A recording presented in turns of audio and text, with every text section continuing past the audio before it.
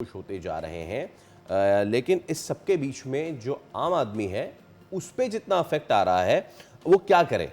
ठीक है, इस पे हम आगे चल के ज़रा बात कर लेते हैं। अभी एक और स्टेक होल्डर जो हैं शुएब अशरफ साहब, general secretary oil tankers contractor association, हमारे साथ मौजूद है। शुएब साहब अस्सलाम वालेकुम और बहुत शुक्रिया आपके वक्त वालेकुम के लिए। अस्सलाम। शुएब साहब आप बताइए कि आप लोगों के सेक्टर को क्या प्रॉब्लम आ रही है। जैसे कि बाकी दीगर सेक्टर्स थे वो इस चीज़ पे शिकवा कर रहे थे कि ये जो डेली सेट हो रहा है ये प्राइस मैकेनिज्म, उससे उनको प्रॉब्लम है। तो आपको भी इसी से प्रॉब्लम है या आपके क्या मुतालबात हैं?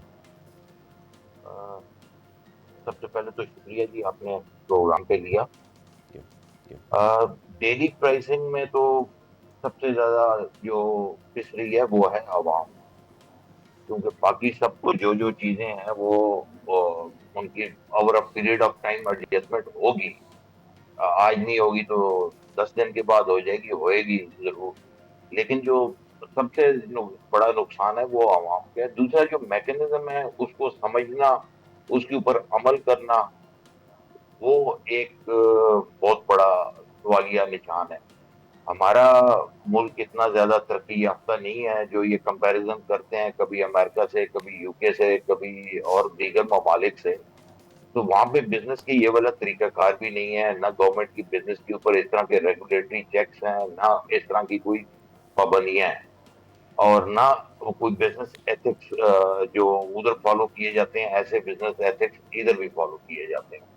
इनकी वजह से ये तमाम वो मिक्सचर बना हुआ है। उसकी वजह से तो एक चीज, अगर आप थोड़ा सा पीछे चले जाएं over a period of time, तो उस वक्त आपका डीजल और पेट्रोल की प्राइसेस सिर्फ साल में एक दफा चेंज होती थी जब हम्म। बजट आता था।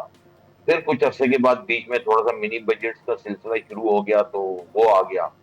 फिर इन्होंने रेगुलेटरी अथॉरिटीज बनाई, तो रेगुलेटरी अथॉरिटीज ने हर महीने के ऊपर इस सिस्टम को लेके आ गए। महीने के बाद 15 दिन आ गया, 15 दिन के बाद 7 दिन आ गया, अभी रोजाना का आ गया। और मेरे ख्याल में शायद अगर ये इसी स्पीड से चलते रहे तो घंटों के हिसाब पे आ जाएंगे कि हर घंटे के बाद भी प्राइस चेंज कर देंगे जी, इंटरनेशनल मार्केट में ये होगी। अभी इस वक्त भी जितना इन्होंने प्राइसिंग चेंज की है, ये वाला प्रोडक्ट पाकिस्तान में नहीं है। ठीक है, इंटरनेशनल मार्केट में प्राइसेस चेंज हुई हैं। अ, अगला जो प्रोडक्ट आएगा उसमें इनका इम्पैक्ट आएगा जरूर। लेकिन जो इस वक्त तक अवेलेबल प्रोडक्ट था इनके पास, तो वो उसके ऊपर ये वाली चीजें सारा सबका इफेक्ट नहीं था।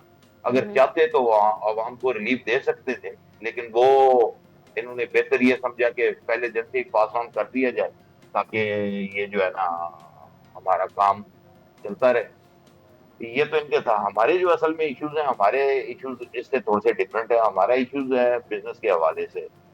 हमारे साथ इन्होंने एक पाइपलाइन का भी सिलसिला चल रहा है कि कुछ प्रोडक्ट की मूवमेंट उस पाइपलाइन के जरिए भी होती है।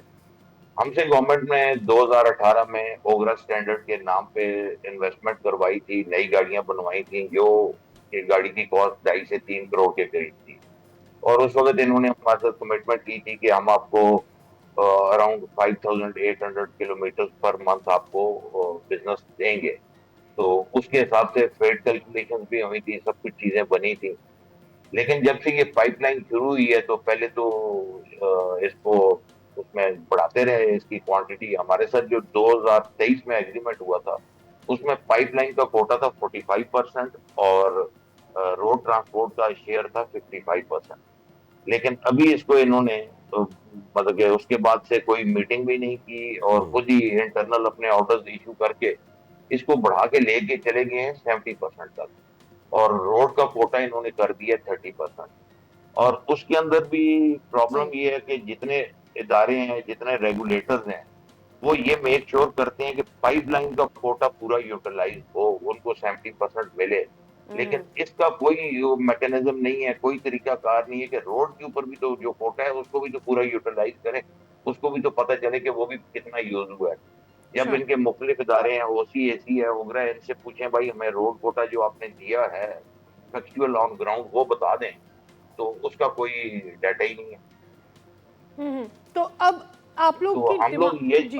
हम लोगों की डिमांड ये है कि हमें वापस लेके जाएं, हमें इतना बिजनेस दें कि हमारी गाड़ी चल सके। अभी हमारी गाड़ी 2 से ढाई महीने के बाद एक ट्रिप उसका मिलता है। अभी आप खुद बताएं, 2 ढाई महीने में अगर एक ट्रिप मुझे मिलेगा, तो मेरे ड्राइवर्स कहाँ से खाएंगे, मैं खुद कहाँ से खाऊंगा, अगर मेरी लीज की गाड़ी है तो उसकी मैं लीज कैसे दूंगा, गाड़ी की मेंटेनेंस मैं कैसे करूंगा।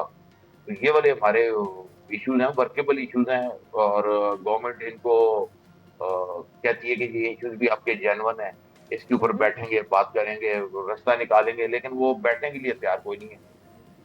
अच्छा, बैठने के लिए तैयार नहीं है। बहुत शुक्रिया शुएब साहब, उम्मीद करते हैं कि आपके जो मामलात हैं वो गवर्नमेंट के साथ और से सेटल हो के इसका बर्डन आवाम पर ना आए। ऑलरेडी हम देख रहे आता हैं तो कि जा रहा है जितनी साथ भी या before obviously we do that, सिर्फ एक चीज़ जो मेरे जहन में